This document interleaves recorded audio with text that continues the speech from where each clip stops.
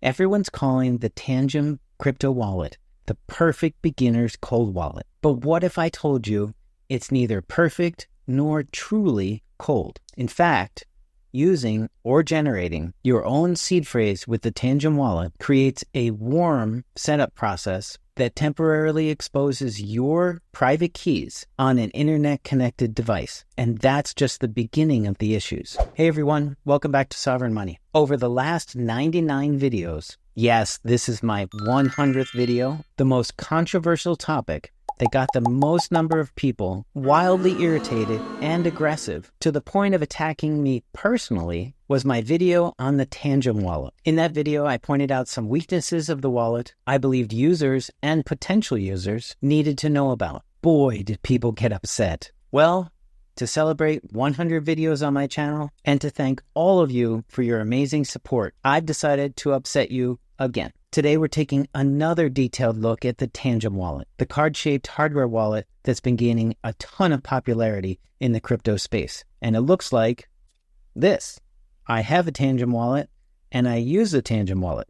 So how bad could it be? While it does offer an innovative approach with its sleek design and innovative user experience, there are some important technical details and trade-offs that users and potential users still need to understand before making any financial decisions related to this product. In this video, I'm going to discuss 10 specific areas of concern I have with this wallet after we take a little coffee break. So good.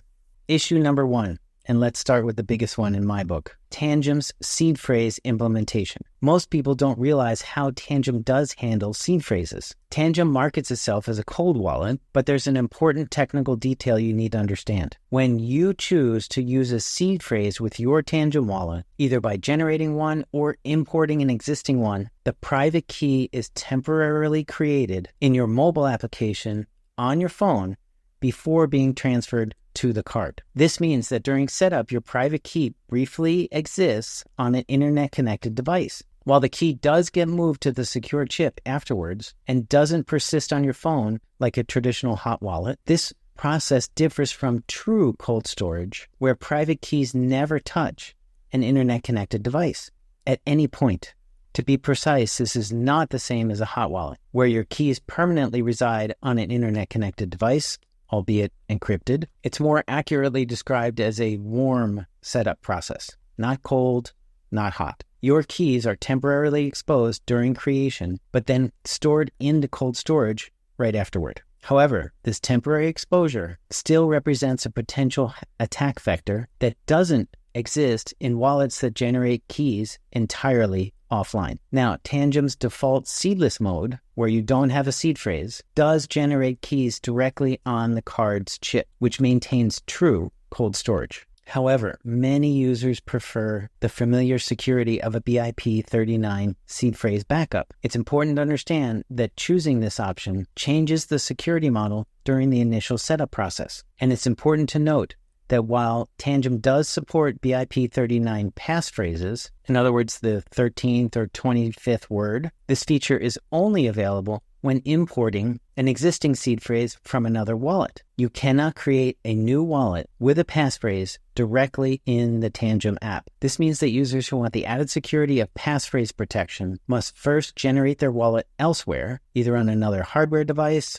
or a piece of software, then import it into Tangem, which still subjects them to this warm setup process we discussed earlier. And before you ask, while you might be able to set up offline, this doesn't eliminate the core concern. Airplane mode does provide important protections against network-based attacks during the setup, but your private keys still exist temporarily in your phone's memory. The security of this process depends on your phone being free of malware and having robust app isolation. This is how Tangem has chosen to implement seed phrase support, creating what security professionals would call a warm setup rather than a truly cold setup. Issue number 2, we have to talk about it. Tangem experienced their first security incident in December of 2024. The issue involved private keys being unintentionally logged into the mobile app when users created wallets with the seed phrase, as we just discussed, and then contacted support within 7 days of activation. To be fair to Tangem, this incident demonstrates both the risks and their response capabilities. Tangem Wallet demonstrates a strong overall security posture, with only this single security incident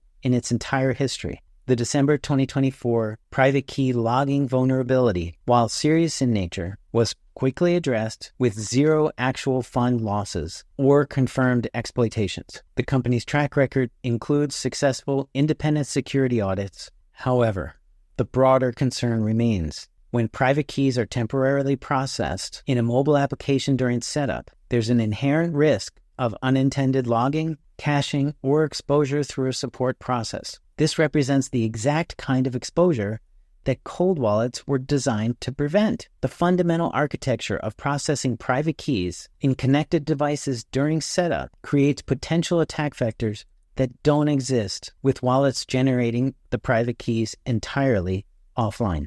Issue number 3, Tangem's verification model. Moving beyond the setup concerns, let's talk about how Tangem handles transaction verification. Unlike hardware wallets like Ledger, Trezor, Blockstream Jade, and many others, Tangem cards, of course, don't have a display screen. This means that all transaction verification happens through your smartphone rather than on a separate, independent device. With traditional hardware wallets, you can verify transaction details on the device's screen before signing. With Tangem, you're relying on your phone's display to show you exactly what you're signing. The technical term for this is blind signing. This creates an entirely different security model. If your phone is compromised with malware, it could potentially show different recipient addresses than what you're actually signing, display incorrect transaction amounts, or present misleading transaction information. The trade-off here is convenience and form factor versus independent transaction verification. Tangem prioritizes the slim card design and ease of use, while traditional hardware wallets prioritize having a screen for independent transaction verification. Tangem argues that modern mobile security features like app sandboxing and secure enclaves provide sufficient protection, making a separate screen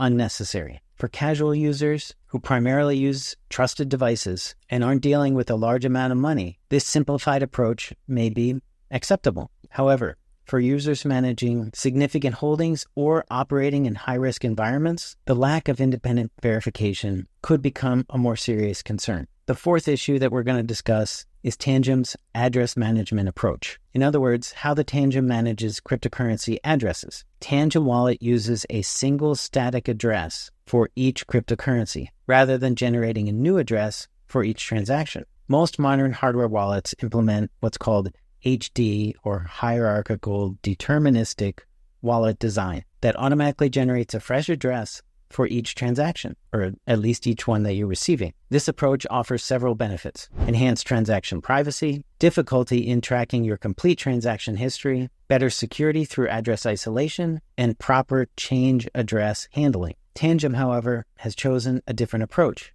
Each cryptocurrency gets one permanent address. This means all your Bitcoin transactions use the same Bitcoin address. Anyone who has that address can see your entire Bitcoin transaction history, all of it, inside the Tangem Wallet. It also means that your Bitcoin change returns to the same address that it was sent from, rather than a new one. And it's much easier to track all your holdings and spending patterns. This has particular implications for privacy-focused users. If you've used tools like Lightning Network, the Liquid sidechain, or privacy mixers to enhance your Bitcoin privacy, once those funds are stored in Tangem, all future transactions will originate from the same static address. This potentially undermines all the privacy benefits you've worked so hard to achieve. Even worse, it can mix those private coins with unprivate coins on the same static address, thereby destroying the privacy you have just created. The design philosophy here prioritizes simplicity and ease of use over privacy and address management complexity. It's not really that complex. For users who aren't concerned about privacy and prefer a simplified experience, this approach does eliminate some confusion that can come with multiple addresses. However, it's important to understand the privacy trade-offs you're making. Privacy isn't the only area where Tangem makes some controversial choices. The next issue is about the firmware. The firmware running on the Tangem cards is completely closed source and cannot be updated, ever. Now, a lot of people, including Tangem, will argue that blocking firmware updates is a security feature, not a bug. And they're partially right. Firmware updates can introduce new vulnerabilities, for sure. They'll also argue that keeping the firmware closed source prevents bad actors from finding vulnerabilities to exploit. Makes sense? For users who want to set it and forget it solution without worrying about update procedures, this approach has a lot of appeal, but it creates much bigger problems. What happens when vulnerabilities are eventually discovered in the firmware? And here's the thing about security through obscurity. It doesn't work. Just ask Microsoft. Bad actors with resources will reverse engineer the firmware anyway, while legitimate security researchers are blocked from helping. With updatable open source firmware, security flaws can be found by white hat researchers and patched very quickly. With Tangem's approach, you're stuck with whatever bugs exist forever, and only the bad guys are motivated to find them. This means no security researchers can audit the code to find problems before the bad guys do, and when vulnerabilities are discovered, they can't be patched because you can't get a firmware update. It also means you're placing 100% trust in Tangem's development team, as talented as they are, that they've written 100% perfect code. You also have no transparency into what's actually running on the card or your device, and you're betting your crypto on the assumption that no security flaws exist and that obscurity provides real protection. Compare this to open source wallets where the code is publicly verifiable. The entire security community can audit it, and security issues can both be discovered through community review and fixed through updates. Now, to Tangem's credit, they've made efforts to offset the risks associated with closed source firmware. They've instituted a public bug bounty program and other security measures. Their program appears to be part of their broader security initiative, which also includes regular independent security audits, EAL6+ common criteria certification for their hardware, and open source mobile app code for community review. These measures do provide some security oversight that wouldn't exist otherwise. However, these periodic audits and limited bug bounty programs still can't match the continuous scrutiny that comes with fully open source firmware. Now let's talk about the backup dilemma. You might think Tangem's innovative seedless design could make up for some of these firmware limitations, but there's a major catch. If you choose the seedless option during setup and you lose all of your Tangem cards or destroy them, your crypto is gone forever. Unlike traditional hardware wallets where you can recover with a seed phrase, if all your Tangem cards are lost or damaged, maybe in a fire in your home, there's no recovery option unless you opted into their seed phrase feature, which creates the warm wallet setup problem that we discussed earlier. This creates a fundamental trade-off. Choose seedless for true cold storage, but risk permanent fund loss, or choose seed phrase option for recoverability, but accept the warm setup security compromise. You get to choose.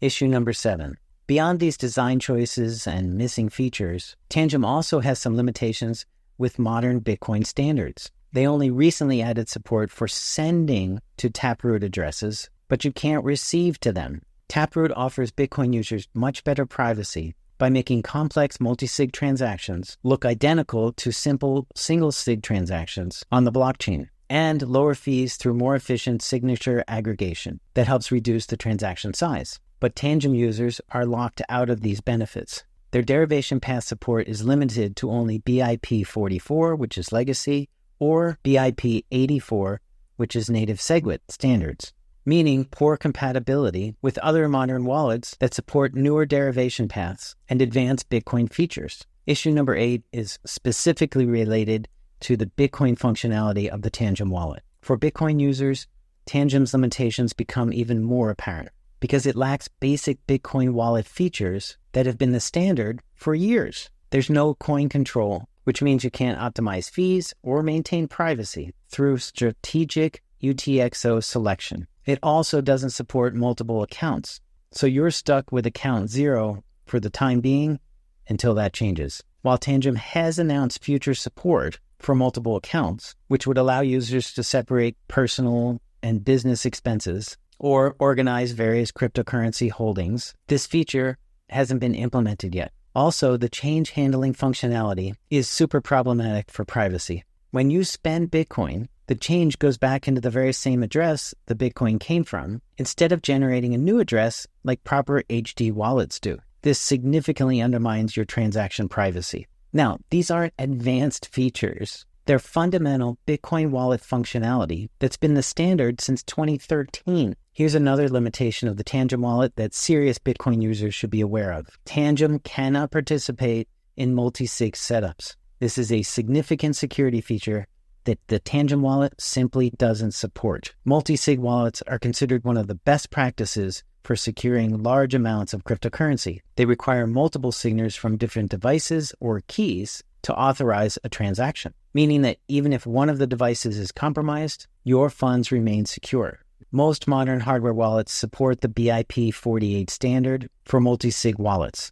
However, as I mentioned, Tangem only supports BIP44 and BIP84 derivation paths, and they don't support BIP48 at all. This means you can't use the Tangem cards as part of a 2 of 3 setup, for instance, with other hardware wallets like Cold Card, Trezor, Blockstream Jade, etc. For users managing significant Bitcoin holdings, this is a deal breaker. And multisig is considered essential for institutional custody, inheritance planning, and high-security personal storage. The lack of multisig support also reflects Tangem's closed ecosystem approach. They're designed to work only within their own simplified system, rather than integrate with the broader Bitcoin security infrastructure that many serious users rely on. These Bitcoin-specific limitations highlight Tangem's broader approach to wallet design. While their simplified architecture makes sense for their target market of beginners and casual users, it creates significant gaps for users who want comprehensive Bitcoin functionality. The combination of single addresses, lack of coin control, missing multisig support, and limited derivation paths means that Tangem operates more like a simplified Bitcoin storage solution rather than a full-featured Bitcoin wallet. I don't think they're actually pretending to be a full-featured Bitcoin wallet. I've read their blog posts, and they really have a strong concentration on incorporating other chains and other cryptocurrencies that I've never even heard of. So that's their focus, or at least it appears it is. Given these serious limitations, from security vulnerabilities to privacy failures to fundamental Bitcoin gaps, what alternatives should serious Bitcoin users consider? Here's some proven options, in my opinion. We've got the Trezor Safe 5 and the Trezor Safe 3, both of which are fully open source. They have excellent security features, proper HD wallet implementation, and full Bitcoin functionality. They also support thousands of other cryptocurrencies. Secondly, you could look at the Cold Card Mark IV or Q. This is a Bitcoin-only wallet that operates in air-gapped fashion. It offers maximum security and full modern Bitcoin support with advanced UTXO management. Third, you could look at the Blockstream Jade. Again, it's a fully open source product. It's a Bitcoin-only product with excellent security features and proper address management. Another one is the Keystone 3 Pro. It has air-gapped operation with QR code communication. It has a large 4-inch touchscreen for transaction verification and supports both Bitcoin-only and multi-coin setups. And lastly, you could look at the Crux DIY Bitcoin-only wallet. It has completely open source firmware, uses off-the-shelf hardware, and offers full Bitcoin functionality as well. This is a neat little one. I have a video of it on my channel. Together, these wallets offer independent transaction verification, open source firmware, and hardware in some cases, multiple address generation for improved privacy, full taproot and modern Bitcoin standard support, proper coin control and UTXO management, multiple account support, proven security track records, regular security updates through firmware updates, and multiple interface options through desktop and mobile, or both, depending on the wallet. In conclusion, listen, I understand the appeal of the Tangem wallet. I have the Tangem wallet, and I use the Tangem wallet.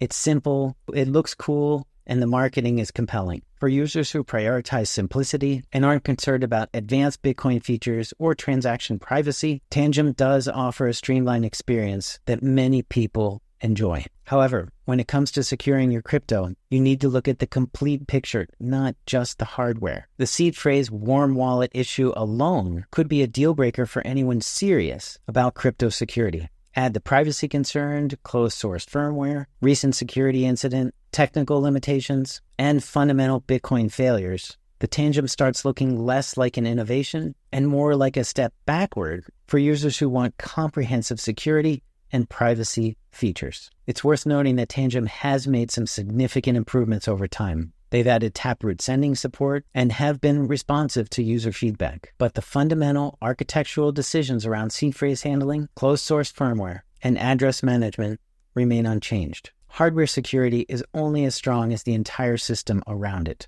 What good is an unhackable card if the software compromises your keys during setup? Your crypto security is only as strong as your weakest link. Don't let that weakest link be your wallet choice. Now, take it easy on me. Tell me what you think, not of my hair, not of my shirt, but of the Tangem Wallet. Have you used the Tangem Wallet? Do you have the Tangem Wallet? Do you like the Tangem Wallet? I kind of like it. Share your experiences in the comments below. I'm sure you will. And if this video helped you out at all, go ahead and smash the like button and subscribe to the channel while you're down there. I really appreciate it. And thank you, everybody, for all your support over the last 99 videos.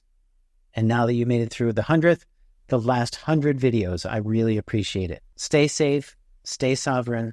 I'll see you in the next video.